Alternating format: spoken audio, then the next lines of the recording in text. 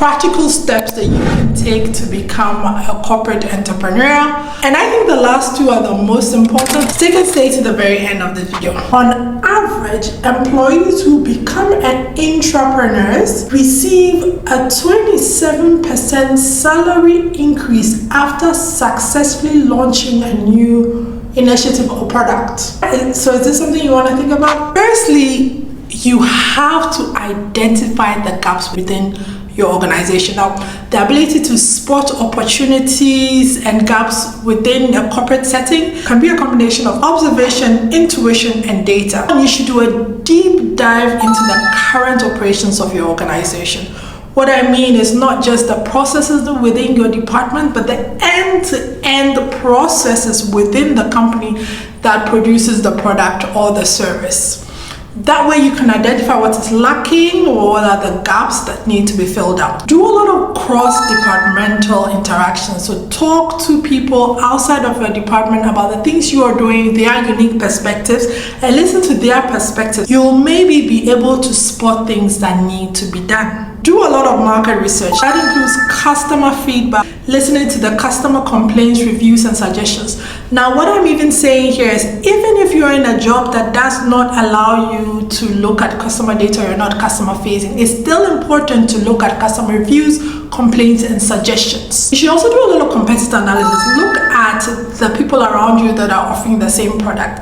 And oftentimes people get bogged down as if I'm in mobile money, my competitor is someone else's mobile money. And sometimes your competitor is a replacement product. So they could be, if I'm in mobile money, then your competitor could be physical cash.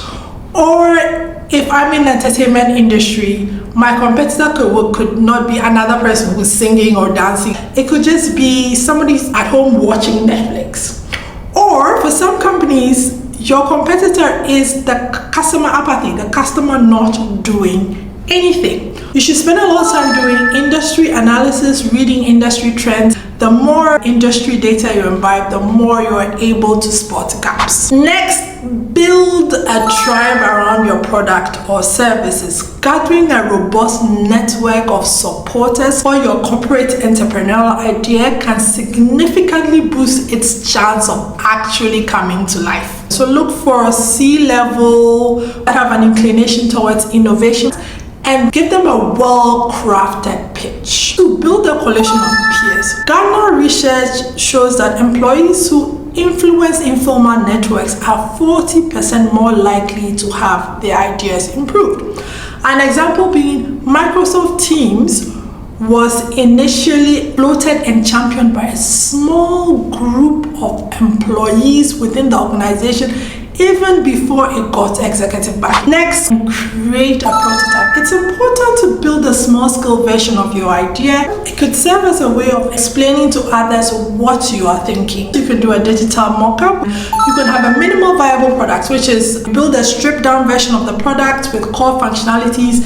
Or you could use the wizard of all testing, which is you fake the back-end processes. So for instance, if you pitch a digital product, you can basically create a front end which customers can use, but then not build out a whole back end and just do the manual processing behind proof to management that it can be done. You could also use storyboarding, sequence of drawings or pictures to visualize the customer's journey. The next thing you have to do is risk assessment. You must understand corporate politics. So in order to avoid the pitfalls that you might feel, do a thorough risk assessment. Some of the questions you need to ask are, will the customers adopt your product or service? What is the potential for a competitor to emerge or adapt? You could also think about technical risk. Can the product be developed with the current technology? Will it work with existing systems? Then you have to think about financial risk. Is the potential return on investment sufficient?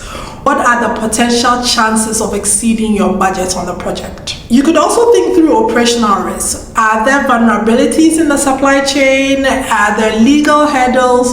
All these things that you have to ask. You also have to look at the HR risk. Do you have the necessary talent to execute the idea? How will the internal processes and teams adapt? It is important that you assess the severity and the likelihood of every single risk happening. Then you prioritize the risk and develop risk mitigation strategies for each one of these risks.